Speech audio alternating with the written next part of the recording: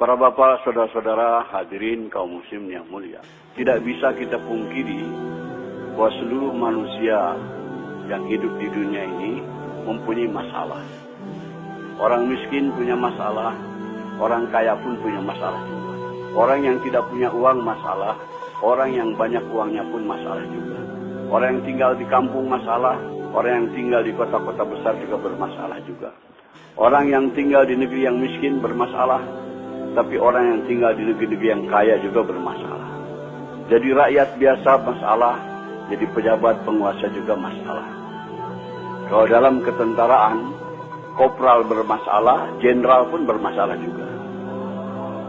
Tidak bisa dipungkiri. Orang yang belum kawin punya masalah, yang sudah kawin pun masalah juga. Yang belum punya anak masalah, yang sudah punya anak banyak pun masalah juga. Yang tinggal di gubuk bermasalah, tapi yang tinggal di rumah-rumah mewah juga bermasalah juga. Allah Subhanahu wa taala mengutus Rasulullah sallallahu alaihi wasallam untuk menyelesaikan segala masalah manusia. Masalah manusia dunia maupun masalah di akhirat.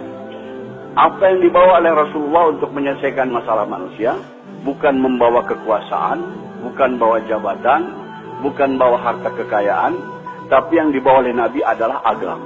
Jadi agama ini diturunkan oleh Allah untuk menyelesaikan masalah-masalah manusia. Siapa yang mau mengamalkan agama, mentaati Allah, ikut cara Rasul, masalahnya akan diselesaikan oleh Allah Subhanahu wa taala. Orang miskin kalau mau selesai masalahnya, tidak perlu jadi kaya. Sebab jadi orang kaya belum tentu selesai masalah.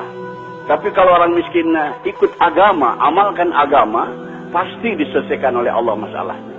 Setiap kita ingin kepada kehidupan yang baik, keadaan yang baik, ini akan tercapai dengan agama. Allah Subhanahu wa taala berfirman dalam Al-Qur'an, "Man 'amila shalihan min dzakarin aw unsa wa huwa mu'min, fala yuhyiyannahu hayatan thayyibah." Barang siapa yang beramal soleh, yaitu taat kepada Allah dengan cara Rasul, baik laki-laki maupun perempuan, dan dia beriman, kami akan berikan kepadanya kehidupan yang baik. Kehidupan yang baik akan datang kepada kita bukan dengan harta, bukan dengan kekayaan, bukan dengan kemewahan, tapi dengan agama. Kalau kita amalkan agama dalam kehidupan kita ini, semua masalah kita diselesaikan oleh Allah Subhanahu wa taala. Begitu juga kehidupan kita bermasyarakat, bernegara, kalau ingin masalah-masalah selesai dari masalah masyarakat, masalah kenegaraan dan sebagainya, agama juga. Allah berfirman dalam Al-Qur'an, "Walau anna ahlal qura amanu wa taqaw la fatahna 'alaihim barakatin minas sama'i wal ardh." Andai kata penduduk suatu negeri itu iman dan takwa kepada Allah, kami akan bukakan kepadanya pintu keberkahan daripada langit dan bumi hadir.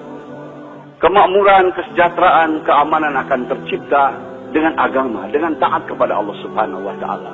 Maka Rasulullah SAW berjuang mati-matian memahamkan kepada umat betapa penting agama ini. Betapa penting agama ini untuk menyelesaikan masalah. Sebab manusia terkeliru, tertipu. Mereka yakin dengan yang zahir.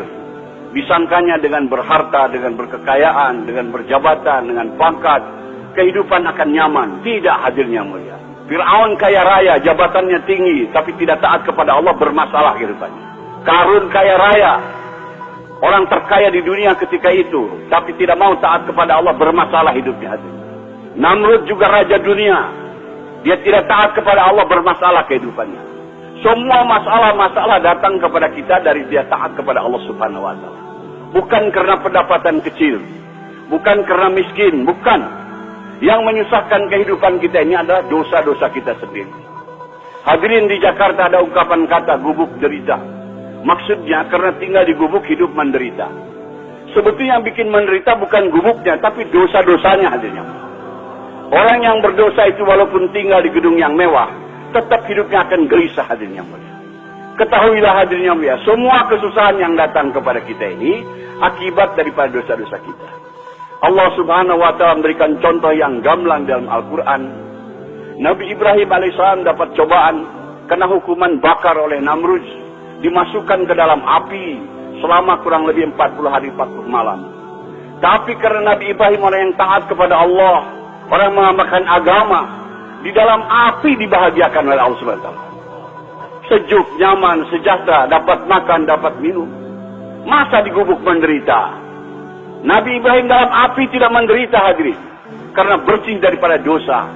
Andai kata hidup kita lurus taat kepada Allah, dalam gubuk pun akan dibahagiakan oleh Allah Subhanahu wa Ta'ala. Hadirin yang mulia, ini harus kita camkan, tanamkan dalam hati kita keyakinan dan beritahu dunia bahwa kebahagiaan bukan dalam kebendaan, bukan dalam kekuasaan, tapi dalam taat kepada Allah. Siapa yang tidak taat kepada Allah akan celaka hidupnya, dunianya apalagi akhiratnya. Kita bertanggung jawab atas perkara ini. Setelah Rasulullah SAW wafat, tidak akan ada lagi kedam Nabi ke dunia yang memberikan peringatan kepada manusia. Kita selaku umat Nabi Muhammad SAW beritahu kepada dunia supaya manusia ini selamat. Hanya dengan ikut cara Rasulullah, kehidupan kita akan aman, akan tentram, akan sejahtera, akan bahagia. Maaf hadirin, hidup kita bukan akan bahagia dengan modern, dengan ikut barat. Tidak ada janji Allah Subhanahu wa Ta'ala. Tapi kalau kita ikut cara Rasulullah, janji Allah ada di situ. Allah akan berikan kepada kita kesuksesan, kebahagiaan. Maka kita beritahu perkara ini. Hadirin yang mulia, Allah Subhanahu wa Ta'ala berfirman dalam hadis qudsi, "Ya ibadi, ana urid anta turid, wala yaqulu illa ma urid." Wahai hambaku, aku punya keinginan, kamu pun punya keinginan, tapi akan berlaku keinginan aku, kata Allah, bukan keinginan kamu. Wa ilan salam dari fima urid, fakaifatuka fima turid.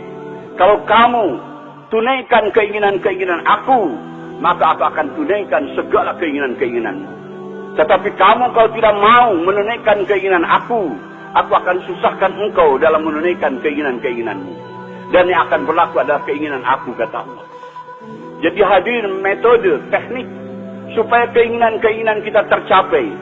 Kita ingin bahagia, ingin sejahtera, ingin aman, ingin tentram.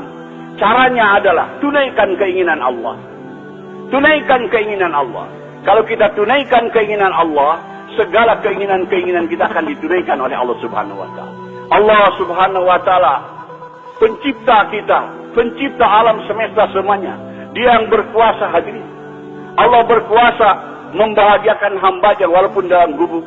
Allah berkuasa membahagiakan hambanya walaupun dalam kemiskinan. Allah berkuasa juga menyusahkan hambanya walaupun dalam istana. Allah berkuasa menyusahkan hambanya walaupun di tengah kekayaan, kaya raya. Hadirin, hanya dengan jalan taat kepada Allah. Apa keinginan Allah tadi, hadirin? Allah tidak minta diberi makan, diberi minum. Allah ingin supaya agamanya diamalkan. Kalaulah kita mengamalkan agama Allah, apa yang kita inginkan, keamanan, ketentraman, kesejahteraan, kebahagiaan akan datang kepada kita. Ini janji Allah Subhanahu wa Ta'ala.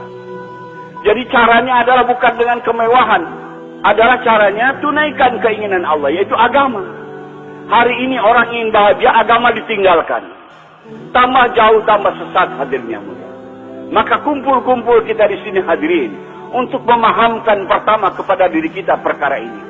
Setelah itu kita bangkit korban, beritahu ke seluruh dunia bahwa kebahagiaan bukan dalam kebendaan, bukan dalam ekonomi, bukan dalam industri, bukan dalam perdagangan, tapi dalam agama.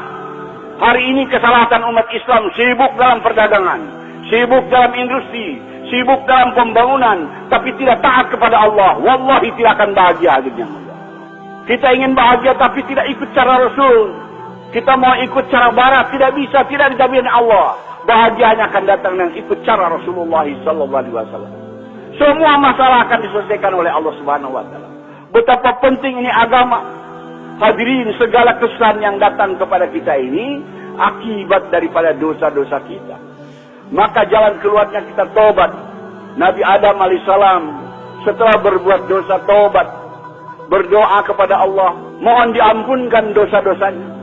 Rabbana zalamna anfusana wa ilam taghfir lana wa tarhamna lanakunanna minal khasirin. Ya Allah, ampunilah dosa-dosa. Kami telah menzalimi kami sendiri, telah menzalimi diri kita. Kalau tidak Engkau ampunkan, aku termasuk orang-orang yang binasa, yang rugi. Nabi Yunus berbuat kesalahan, ditelan oleh ikan, berdoa, la ilaha illa anta subhanaka inni kuntu minaz zalimin. Tidak ada Tuhan yang berhak bisa melainkan Engkau, ya Allah. Engkau Maha Suci, aku telah menjalimi diriku sendiri. Begitu kalau ada orang sini punya masalah, hadirin, datang kepada ulama, ingin supaya masalah itu selesai, biasanya ulama memberikan zikir. Zikir Nabi Yunus, la ilaha illa anta subhanaka inni kuntu minaz zalimin. Baca sekian ratus. Karena kesusahan-kesusahan yang datang kepada kita ini akibat daripada dosa-dosa kita. Subhan